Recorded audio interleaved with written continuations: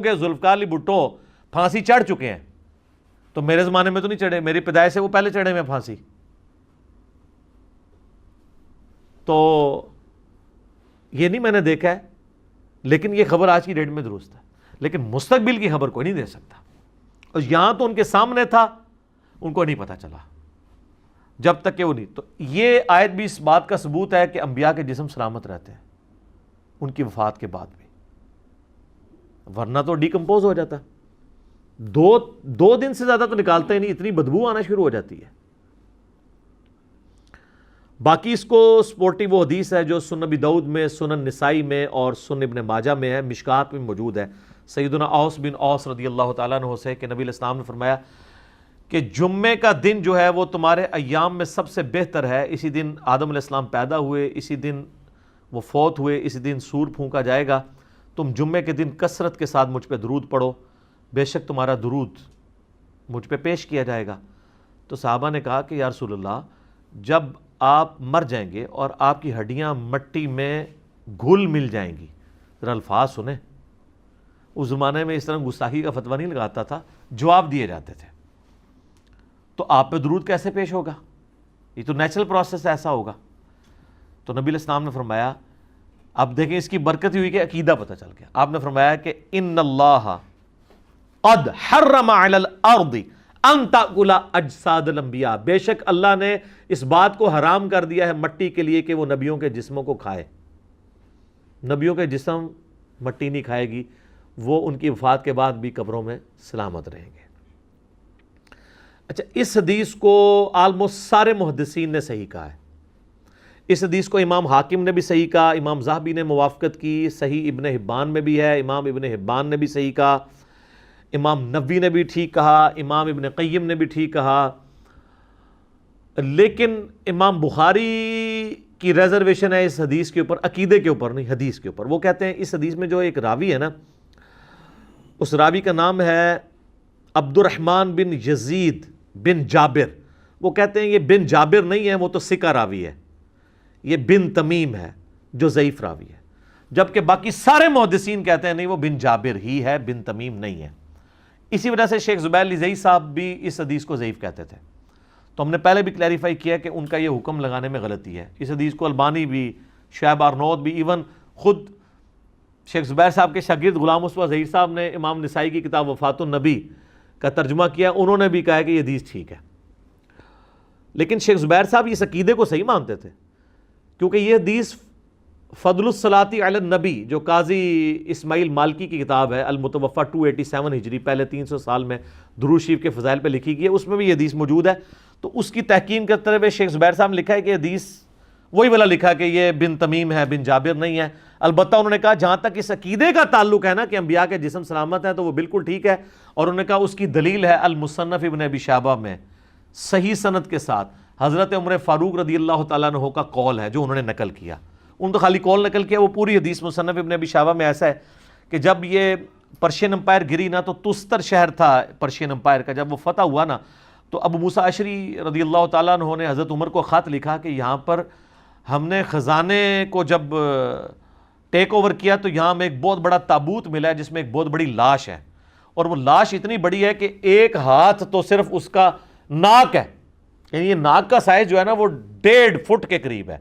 تو اب آپ دیکھ لیں کتنی بڑی لاش ہے. اور یہاں کے لوگوں کا یہ عقیدہ ہے جب بارش نہیں ہوتی تو اس لاش کو اوپن ایئر میں لے آتے ہیں تو اللہ تعالیٰ بارش دے دیتا ہے. تو آپ کو لیٹر ملتا تو آپ کہتے ہیں جناب فوراً ایک وڈا مزار بنواؤ ہے. حضرت عمر تک جب پہنچا تو آپ نے کعب احبار کو، یہودی عالم تھے جو بعد میں مسلمان ہو گئے، نبی علیہ السلام کی زندگی میں تھے لیکن اسلام قبول نہیں کیا، اس لیے صحابی نہیں بعد میں. تو انہوں نے وہ پورے ساتھ ڈاکومنٹس بھی بھیجے، تو انہوں نے کہا یہ حضرت دانیال علیہ السلام کا تابوت ہے. تو پھر حضرت عمر نے خط لکھا کہ راتوں رات 13 قبریں کھودو، ایک نہیں 13، تاکہ پتہ ہی نہیں چلے کس میں دفنایا ہے، نامعلوم جگہ پہ، اور راتوں رات ان کو دفن کر دو. یہ حضرت دانیال علیہ السلام کا جس میں اثر ہے. اور اس میں حضرت عمر نے کہا وَالنَّارُ لَا تَأْكُلُ الْأَنْبِيَاءَ وَالْأَرْضُ لَا تَأْكُلُ الْأَنْبِيَاءَ، آگ نبیوں کے جسموں کو نہیں کھاتی، زمین نبیوں کے جسموں کو نہیں کھاتی، اور ایک اور لفظ بھی استعمال کیا، درندے بھی نبیوں کے جسموں کو نہیں کھاتے۔ تو یہ شیخ زبیر صاحب نے نا اس فٹ نوٹ پہ لکھا کہ یہ حدیث صحیح ہے، لہٰذا ہمارا یہ عقیدہ ہے کہ نبیوں کے جسم سلامت ہے، الحمدللہ۔ صحیح مسلم میں وہ حدیث ہے، 2 طرق ہیں، کہ میں نے شب معراج موسیٰ علیہ السلام کو اپنی قبر میں نماز پڑھتے ہوئے دیکھا، ہوا قائم یصلی فی قبری۔ لیکن یہ برزخی معاملہ ہے، یہ فزیکلی آپ اس کے اوپر قیاس نہیں کریں گے۔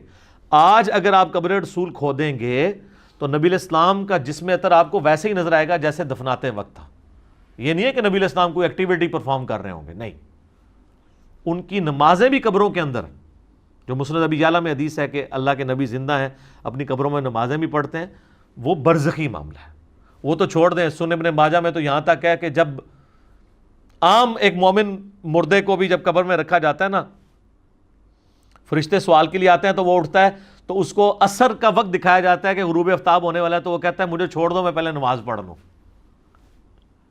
ٹھیک ہے، یہ تو عام مومن کے لیے بھی ہے۔ تو انبیاء تو خیر بہت اعلیٰ درجے کے، تو اس حدیث کے تحت ان کی زندگی برزخی ہے لیکن جسم جو ہے وہ سلامت ہے، اس میں کوئی شک نہیں ہے۔ باقی حیات النبی کے اوپر میرا لیکچر مسئلہ نمبر 5 دیکھ لیں۔ ایک اور حدیث بڑی مشہور، میں نے بڑی دفعہ بیان کی ہے، 1390 نمبر صحیح بخاری میں 1390، کہ سیدنا عمر کا پاؤں آلموسٹ 65 ایئرز کے بعد جب حجرہ عائشہ کی دیوار گر گئی ولید بن عبد الملک کے دور کے اندر، تو پاؤں باہر آ گیا ایک قبروں کی ڈسٹربنس کی وجہ سے، کیونکہ وہ امہات المومنین کے جو گھر تھے نا ان کو توڑ کے مسجد نبوی کی توسیع کر رہے تھے۔ عمر بن عبد العزیز اس وقت گورنر تھے وہاں کے، مکہ مدینے کے، ابھی تو خلیفہ نہیں بنے ہوئے تھے۔ تو جب پاؤں نکلا تو لوگ پریشان ہو گئے کہ نبی علیہ السلام کا پاؤں مبارک باہر آ گیا۔ یہ بخاری کے الفاظ ہیں، اس کا مطلب ہے کہ تو بخاری میں ہی موجود ہے کہ لوگوں کا یہ عقیدہ تھا کہ نبی علیہ السلام کا جسم مبارک اس طریقے سے۔ تو حضرت عروہ ابن زبیر کو، جو حضرت عائشہ کے بھانجے تھے، عبداللہ ابن زبیر صحابی کے چھوٹے بھائی اور اشرم بشرہ حضرت زبیر کے بیٹے، لیکن تابعی ہیں یہ، ان کو بلایا گیا کیونکہ وہ حضرت عائشہ کے بھانجے تھے، حجرہ عائشہ میں جاتے رہتے تھے، تو ان کو قبروں کی لوکیشن پتہ تھی۔ انہوں نے جب دیکھا نا تو انہوں نے کہا یہ تو حضرت عمر کا پاؤں ہے، یہ نبی علیہ السلام کا پاؤں نہیں ہے۔ اچھا، اس میں کہیں نہیں لکھا کہ وہ پاؤں جب نکلا ایسے تو وہ حضرت عمر نے وہ پاؤں واپس اندر کھینچ لیا۔ اگر وہ دنیاوی زندگی ہوتی تو جب اتنے لوگ پاؤں پہ شور مچا رہے ہیں، مطلب آپ کا اگر پاؤں ایسا باہر نکلا ہوا ہو کسی جگہ سے اور لوگ اتنا جمگھٹا بنایا ہوا کہ یار یہ پاؤں تو آپ بھی اندر کر لیں گے نا، اگر آپ کسی ایسی جگہ پہ ہیں کہ آپ کا پاؤں ایکسپوز ہو رہا ہے، تو وہ مطلب دنیاوی زندگی تو ہے نہیں، آخرت کی زندگی ہے۔ تو وہ انہوں نے دوبارہ سے ان کو دفن کر دیا۔ یہ اس بات کا ثبوت ہے کہ انبیاء کے علاوہ بھی اللہ تعالیٰ جس کے لیے چاہیے یہ کر سکتا ہے، لیکن یہ جنرل رول نہیں ہے۔ یہ جو جنرل رول ہے نا وہ نعت میں ہی ہے، محمد کے غلاموں کا کفن میلا نہیں ہوتا، اس طرح کرنا کچھ بھی نہیں ہونا پائی۔ ٹھیک ہے، کتنے صحابہ کو رومن امپائر کی بیٹل فیلڈز میں آگ کے کڑاہوں میں، تیل کے کڑاہوں میں جلایا گیا ہے۔ حضرت حمزہ ابن عبد المطلب کا مسلح کیا گیا ہے غزوہ احد میں، اس طرح نہیں ہوتا۔ اور کسی کی اگر جسم کی حفاظت نہ ہو اس کا یہ مطلب نہیں کہ وہ بزرگ نہیں ہے، وہ اللہ کی مرضی کی اس کی حفاظت کروانی ہے۔ سیدنا ابوبکر صدیق کے بارے میں 1387 نمبر حدیث ہے صحیح بخاری کے اندر، انہوں نے تو اوورال امت کو عقیدہ دے دیا ہے۔ اما عائشہ کو بلایا، اس پہ امام بخاری نے باب باندھا ہے سوموار کے دن کی موت کی فضیلت، کیونکہ نبی علیہ السلام سوموار کو فوت ہوئے تھے۔ امام بخاری نے باب باندھ کے حدیث لی ہے 1387 صحیح بخاری میں۔ اما عائشہ سلام اللہ علیہا کو بلایا حضرت ابوبکر نے نزع کے عالم میں، کہا کہ بیٹا نبی علیہ السلام کو کتنے کفن میں دفن کیا گیا تھا؟ انہوں نے کہا 3 کپڑوں کے اندر۔ تو انہوں نے بھی اپنے پرانے کپڑے کہا کہ یہ والے میرے کپڑے دھو کے نا مجھے انہی کپڑوں میں کفن دینا ہے، میرے لیے علیحدہ کفن نہ منگوانا۔ پھر پوچھا کہ بیٹا یہ بتاؤ کہ نبی علیہ السلام کی ڈیتھ کس دن ہوئی تھی؟ ان کا منڈے کے دن۔ تو انہوں نے کہا میں بھی اللہ سے امید کرتا ہوں کہ ابھی تو منڈے کا دن باقی ہے، تو رات تک میری بھی ڈیتھ ہو جائے گی۔ اس پہ امام بخاری نے باب باندھا ہے منڈے کے دن مرنے کی فضیلت، لیکن سر حضرت ابوبکر کو یہ فضیلت نہیں ملی۔ حدیث کے الفاظ ہیں کہ وہ رات میں جا کے منگل کی رات کو فوت ہوئے۔ ظاہر ہے منڈے کا جب دن ختم ہوگا تو منگل کی رات فوت ہو جائے گی، منگل کی رات میں فوت ہوئے اور منگل کی فجر سے پہلے ان کو راتوں رات دفنا دیا گیا۔ اچھا، حضرت ابوبکر کا بھی اسیسمنٹ غلط نکلی کہ میں منڈے کے دن فوت ہوں گا اور فضیلت بھی نہیں ملی، تو اس میں میرا کلپ بھی تھا حضرت ابوبکر کا علم غیب، تاکہ پتہ چل جائے کہ امت کا سب تو بڑا ولی جڑا ہے، سر میں نہیں، اعلیٰ حضرت نے خود مانا ہے. ان سے جب پوچھا گیا اولیاء کا سردار کون ہے، انہوں نے شیخ عبد القادر جیلانی نہیں بتایا، انہوں نے کہا ابوبکر صدیق رضی اللہ تعالیٰ عنہ علیہ السلام. شکر الحمدللہ کہ منڈے کو فوت نہیں ہوئے. یہ ایک فضیلت نہ مل کے امت کو جو عقیدہ پہنچ گیا نا، وہ امت کی اصلاح اگر دیکھی جائے نا تو اس کی ورث زیادہ ہے ان کی اس فضیلت سے. اس ایک بندے کو فضیلت، ان کے لیے ویسے ہی فضائل بہت زیادہ ہے. قبر رسول میں 7 دفن ہے، ٹھیک ہے جی، حضور علیہ السلام کے قریبی ساتھیوں میں سے حق چار یار میں الحمدللہ. تو یہ شکر ہے ان کو فضیلت نہیں ملی. آج ہم لوگوں کو دکھا تو سکتے ہیں نا جناب، یہ دیکھ لو علم غیب بھی، علم غیب تم نے لگایا ہوا ہے تو یہ دیکھ لو. تو اس میں آگے الفاظ ہیں. جب حضرت عائشہ نے کہا نا کفن کا، انہوں نے کہا مجھے نیا کفن نہیں دینا، مجھے پرانے کپڑے ان کو دھو دو، انہی میں دفنانا. انہوں نے کہا نیا کفن تو زندہ بندوں کی ضرورت ہے، یہ جو نیا کفن اگر کسی مردے کو پہناتے ہو نا، اور بلکہ انہوں نے تو اپنے بارے میں یہ بات کی، عاجزی ہے ان کی. ہمارا تو عقیدہ ہے ان کا جسم بھی سلامت ہے انشاءاللہ. وہ کہتے ہیں یہ تو مرنے کے بعد پیپ، خون اور گلی سڑی ہڈیوں کا حصہ بننا ہے اس کفن نے، تو کیوں نیا کفن ضائع کرتے ہو میرے اوپر. یہ انہوں نے عقیدہ دے دیا کہ یہ آپ کی جو نعت کا یہ ایک جذباتی قسم کا شعر ہے جی، میلا نہیں ہوتا. ہاں کفن میلا نہیں ہوگا اگر سائبیریا میں دفنا دیں، میں گارنٹی دیتا ہوں. اتنے کافر بھی کو دب دو نا، وہ چونکہ برف ہے 1000 سال تک بھی نہ مردہ ٹیمپر ہوگا نہ کفن میلا ہوگا. وہ ٹیمپریچر ہے نا، وہ جیسے مردہ خانوں میں آپ لکھواتے ہیں لاشیں، تو سائبیریا دے سارے یہ ٹیمپریچر ہے بلو وہ دے فریزنگ پوائنٹ ہوتے ہیں، تو کچھ بھی نہیں ہونا. تو یہ اب آپ دیکھ لیں. اچھا یہاں پہ میں بتا دوں، جسم سلامت ہونے سے کوئی بھی شخص دنیاوی زندگی مراد نہ رہے. جسم سلامت ہے لیکن اس جسم کی سلامتی سانس کے ساتھ نہیں ہے، آخرت کی زندگی کے ساتھ ہے. قرآن میں ہے کہ شہید بھی زندہ ہے لیکن تمہیں شعور نہیں. یہ کہتا نہیں ہمیں شعور ہے، ہم مانگیں گے بھی. اللہ کہتا ہے تمہیں شعور نہیں ہے.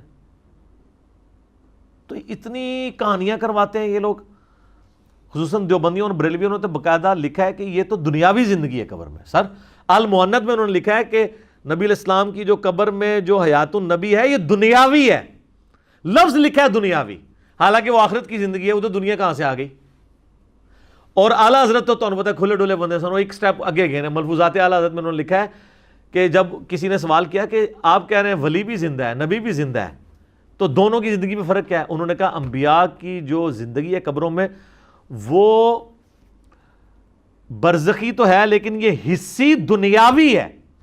حصی کا مطلب کیا ہے کہ آپ کسی کو چٹکی کاٹتے ہیں تو اس کو فیل ہو، اور دنیاوی. اور انہوں نے کہا اگر پھر نہ یقین آئے تو ہمارے بزرگ تو پہلے ہی فرما گئے ہیں، شیخ زرقانی، کہ نبیوں کی بیویاں ان کی قبروں میں ان پہ پیش کی جاتی ہیں، ان کے ساتھ شباشی بھی کرتے ہیں. وَلِعَوْذُ بِاللَّهِ تعالیٰ. آج ہم پیش کرتے ہیں، وہ کہتا نہیں وہ زرقانی نے لکھا، انہوں نے تو نقل کیا. تو انہوں نے تو اپنے عقیدے کے طور پہ نقل کیا، انہوں نے تو یہ نہیں کہا کہ زرقانی صاحب نے بکواس فرمایا ہے، ان کا فرماتے ہیں. ٹھیک ہے. تو فضائل حج میں شیخ زکریا کاندلوی نے فضائل درود میں فضائل مال کا ایک چیپٹر ہے، اس میں انہوں نے لکھا ہے. فضائل سنت میں الیاس قادری صاحب پاپا جانی جو ہیں دعوت اسلامی والے تبلیغی جماعت نے، دونوں نے لکھا ہے کہ 555 ہجری میں نبی علیہ السلام کی وفات کے 500 سال کے بعد جب شیخ احمد رفاعی قبر رسول پہ حاضر ہوئے، انہوں نے عربی میں شعر پڑھا، یا رسول اللہ جب میں مصر میں تھا تو میں روح کو بھیجتا تھا آستان اقدس پہ حاضری کے لیے. کوئی اپنی روح اس طرح بھیج سکتا ہے؟ مجھے بتائیں. اب جسموں کے ملاپ کی باری آئی ہے تو اپنا دست اقدس قبر سے باہر نکالیے، میں اس کو بوسہ دوں. تو کہتے ہیں 90,000 لوگوں کی موجودگی میں ہاتھ مبارک باہر نکلا اور شیخ احمد رفاعی نے بوسہ دیا. اور ان میں شیخ عبد القادر جیلانی کا نامی بھی ذکر کیا جاتا ہے کہ وہ بھی یہ منظر دیکھ رہے تھے. حالانکہ شیخ عبد الجیلانی کو بیچاروں کو پتہ بھی نہیں ہوگا میرے ساتھ کیا منصوبہ انہوں نے کر دیا. میں کہتا ہوں جی بڑی بدبختی ہے کہ وہ منظر دیکھ رہے تھے، انہوں نے خود ہاتھ نہیں چوم لیا، میں انجینئرنگ کر لگا. ٹھیک ہے. اور سارے 90,000 بدبخت نے کہ نبی علیہ السلام دا ہاتھ مبارک باہر نکلے ہے تو ظالمو تسی کیوں نہیں چومیا؟ اور حضور کے اخلاق سے یہ چیز بعید ہے کہ آپ علیہ السلام جو ہے ایک کو چموا دیں اور باقیوں کو محروم رکھیں. ایک بار جو تو جناب باہر آیا سی پھر سارے نو ہی زیارت کرنی چاہیے سی، چومنا چاہیے سی. سب کہانی جھوٹ ہے.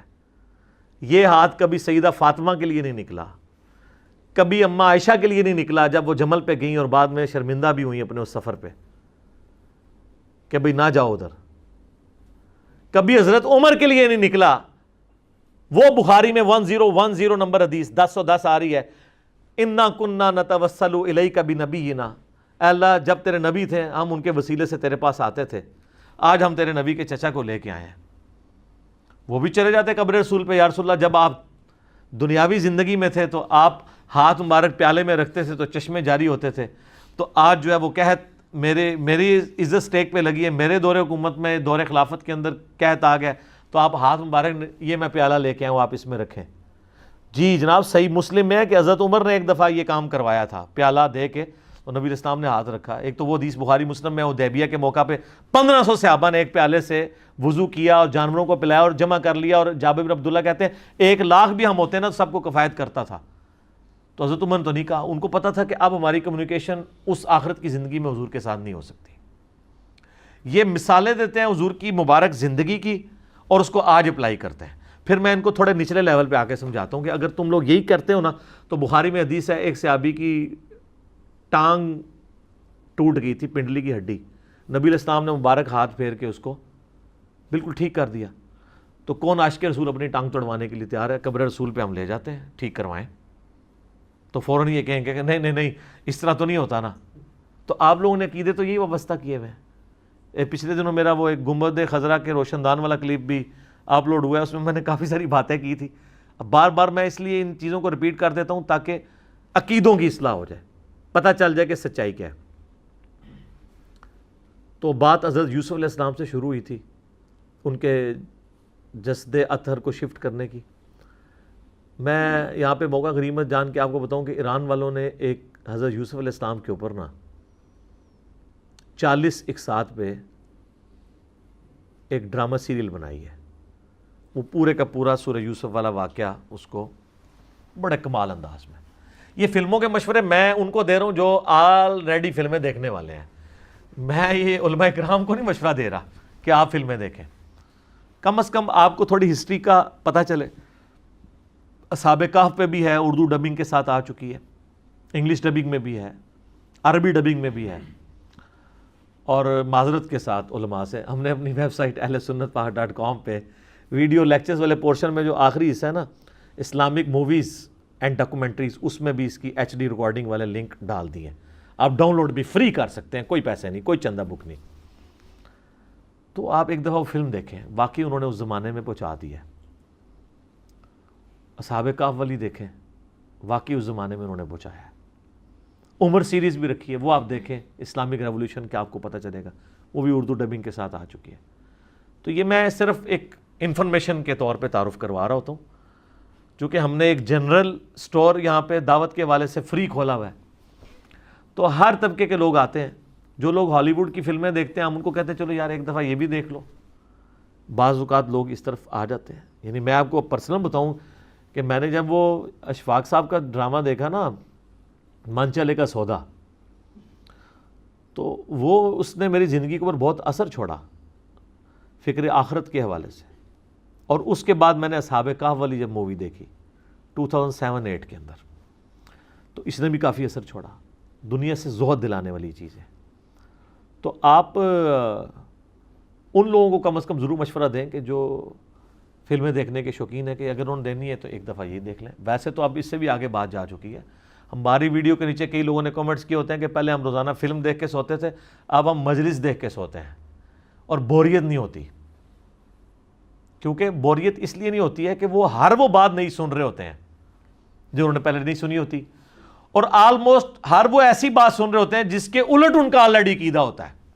تو بندے کا دماغ بھی کھلتا ہے. کیا کہ مرنے سے پہلے ہے مسلمان, کر لے اس پہ غور.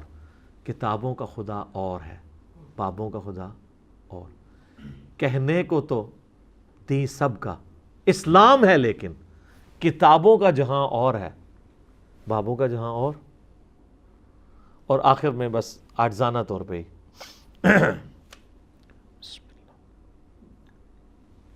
کہ نہ میں بابی نہ میں بابی, میں ہوں مسلم علمی کتابی. ٹھیک ہو گیا جی.